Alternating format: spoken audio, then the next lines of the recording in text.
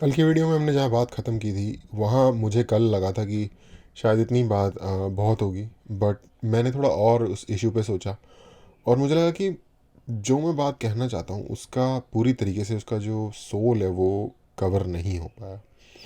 उसमें से एक इम्पॉर्टेंट बात ये थी कि जो मेरा उस पर्टिकुलर वीडियो के ऊपर जो स्टैंस था, हो सकता है हम आगे भी और थोड़ी देखें उस वीडियो को। उसमें मेरा स्टैंस ये था कि ये वीडियो क्लियर थॉट प्रोसेस जो वेस्ट के लोग हैं, जो फॉर एग्जांपल जो अर्जेंटीना में हावियर मेले का जो इलेक्शन अभी हुआ है वो क्यों हुआ है उसको करेक्टली शायद हम इंटरप्रेट वहाँ की सिचुएशन को नहीं कर पा रहे, समझ नहीं रहे। और जो वो वीडियो है उसके through I guess accurate picture नहीं आ रही। वो पिक्चर बहुत ही उस लेंस से आ रही है कि कैसे अमेरिका मैन्यूपुलेट कर रहा है चीज़ों को और गवर्नमेंट इलेक्ट करा रहा है दुनिया में, जो कि एक्चुअली प्रॉब्लम नहीं है। अगर हम ऐसे सोचते हैं तो हम उन कंट्रीज़ के जो लोग हैं उनके जो इश्यूज हैं उनको हम काइंड ऑफ मिनिमाइज कर देते हैं अमेरिकन गवर्नमेंट के तिकड़मों के अंदर। यू नो, फॉर एग्जांपल बहुत बड़ी संख्या में, आई वुड से मेजॉरिटी, जिसका कि एक बहुत बड़ा एग्जांपल ब्रिक्स है, सॉरी ब्रेग्जिट है। मेजॉरिटी लोग जो हैं जैसे यूके में, यूरोप में, अर्जेंटीना में, यूएस में, कनाडा में, वो वहाँ की गवर्नमेंट से उनकी पॉलिसी से काफ़ी ज़्यादा परेशान है। फॉर एग्जांपल कनाडा में जस्टिन ट्रूडो से लोग जिसे त्रस्त कहते हैं, त्रस्त हैं। अमेरिका में भी बाइडेन की पॉलिसी से लोग ऑलमोस्ट त्रस्त ही हैं।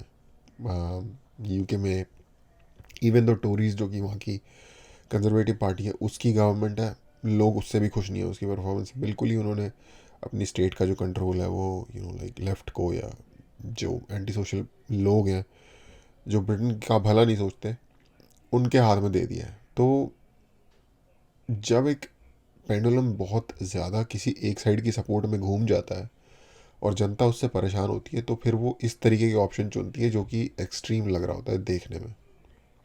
ये मेन बात है जो हावियर मेले का टोटल आउटसाइडर का जो जो जीत गया इलेक्शन में, प्रेसिडेंट जो बन गया, इस तरीके के जो इंसिडेंट होते हैं इनके पीछे ये डिससेटिस्फैक्शन जो जनता में होती है ये होती है। और ऑफ कोर्स थोड़ा बहुत पुश शायद हो सकता है कि अमेरिका ने भी दिया, वहाँ की गवर्नमेंट ने भी दिया, वो कौन सा हाथ पे हाथ धर के थोड़ी बैठे रहते हैं।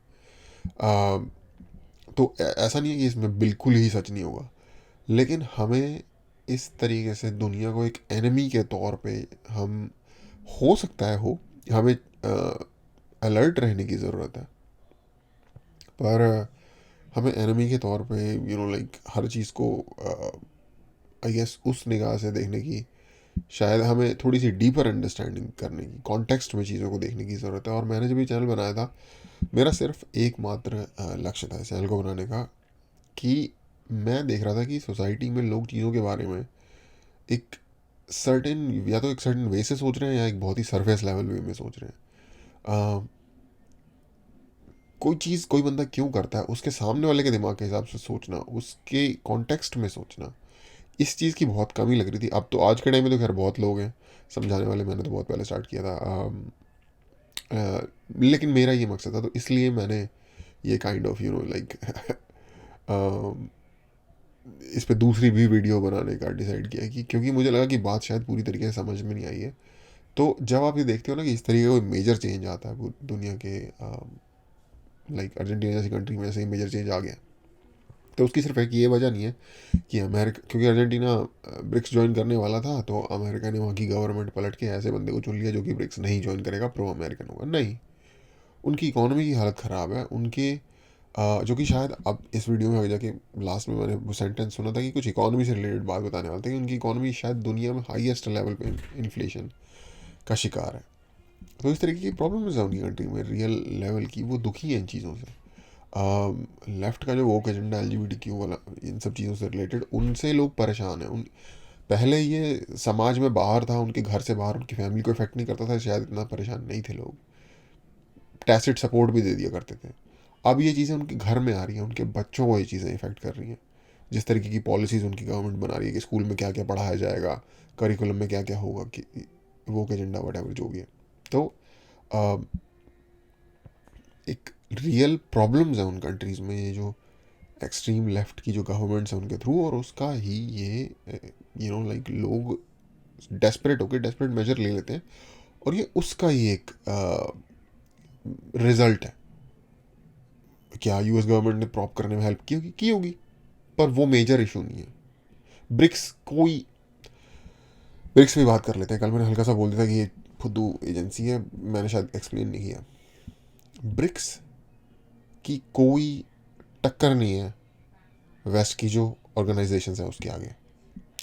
Brayton Woods sister world, IMF, World Bank, ये दोनों वेस्ट की totally American western European dominated agency हैं, क्योंकि पैसा ही ये देते हैं, पैसा है ही इनके पास एक्चुअली स्पेंड करने के लिए।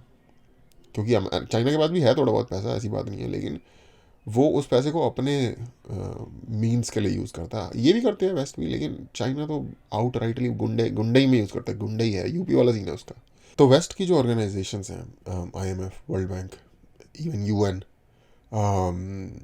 नेटो, इन लोगों की जिस लेवल की कोऑर्डिनेशन है, जिस लेवल का इनका कमिटमेंट है, अभी आपने देखा होगा इंग्लिश स्पीकिंग कंट्रीज़ का फाइव आइज का जो ग्रुप है, वो लोग जिस लेवल पे कमिटेड है। अब आप इसको कंपेयर कर लो ब्रिक्स से, नेटो से कंपेयर कर लो ब्रिक्स को, या किसी भी और ग्रुप से, है ना।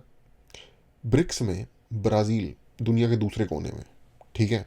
साउथ अफ्रीका फेल्ड स्टेट, अगर मैं आपको ईमानदारी से बोलूँ फेल्ड स्टेट है वो, आगे जा उसका बहुत अंधकार में भविष्य है अगर इसी ट्रेजेक्टरी पे चलता रहा तो। उसके बाद चाइना और इंडिया आपस में गंदे वाली लगती है, ठीक है, दुश्मन है बेसिकली। फ्यूचर में हमारा सबसे बड़ा थ्रेट है वो वही है। क्या क्या ग्रुप है ये तो ये बैक स्टैप करने में एक सेकंड नहीं लगाएंगे एक दूसरे को, ठीक है। रशिया और चाइना, अभी आपको बहुत अच्छी दोस्ती उनकी दिख रही है। रशिया का भी आने वाला फ्यूचर का सबसे बड़ा थ्रेट चाइना ही है। उनका पूरा ईस्टर्न पार्ट उनकी कंट्री का खाली पड़ा है, जैसे साइबेरिया या ईस्टर्न साइबेरिया कहते हैं, जहाँ पे व्लादिवोस्टोक और उसके ऊपर का जो एरिया है, चाइनीज़ भरे हुए हैं वहाँ पे। बहुत सारा एरिया क्लेम करते हैं, इंडिया से ज़्यादा, इंडिया का जितना चाइना एरिया क्लेम नहीं करता उससे ज़्यादा रशिया का चाइना एरिया क्लेम करता है। व्लादिवोस्टोक सिटी इनफैक्ट जिस रीजन में है वो पूरा रीजन चाइना क्लेम करता है हिस्टोरिकल बेसिस पे।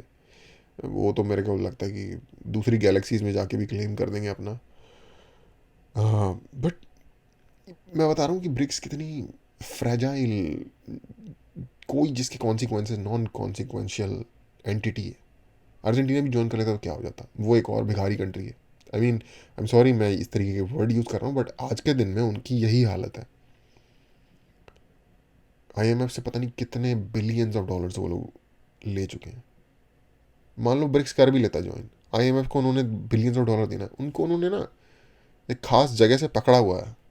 मैं बोलना नहीं चाहता, क्या कर लेंगे वो ब्रिक्स में आके, क्या क्या क्या हेल्प कर देंगे भैया। अगर आपको दुनिया की ओवरऑल चीज़ें चलती कैसे हैं अगर आपको वो नहीं पता, और उसमें यूएस कितना पावरफुल है, वैसे ही बंदे चाइना को चढ़ाए जा रहे हैं। अरे ये आने वाली सुपर पावर है, ये है वो है, अभी ये सुपर पावर का स्टेटस ले लेगा। कभी कंपैरिजन करके आप देखना, सिर्फ नंबर ऑफ शिप्स से नहीं होता। फिशिंग ट्रॉलर को नेवी बोट बना देने से शिप नहीं बन जाती।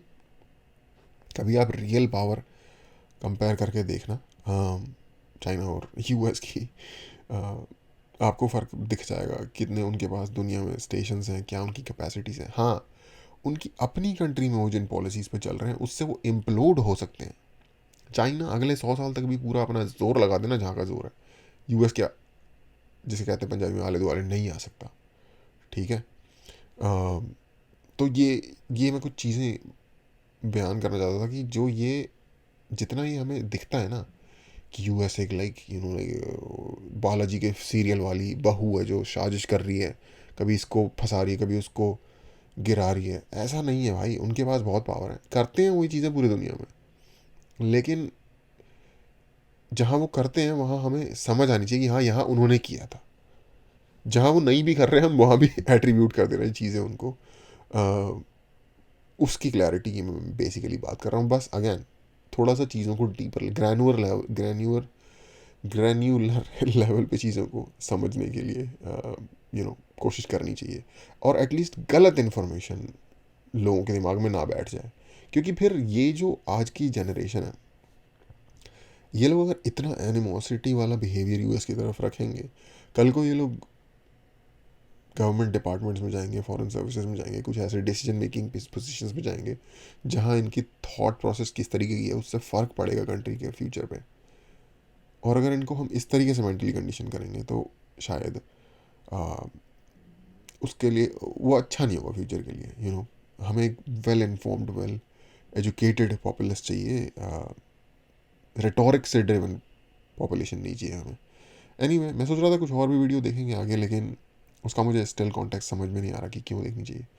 क्योंकि जो बात मुझे करनी थी वो मैंने कर ली है। आगे उन्होंने शायद, जहाँ मैं देख रहा था, जहाँ मैंने रुका था, वहाँ वो आगे उनकी इकॉनमी की बात कर रहे हैं। आप इंटरेस्टेड हो तो देख लो, रिसर्च कर लो।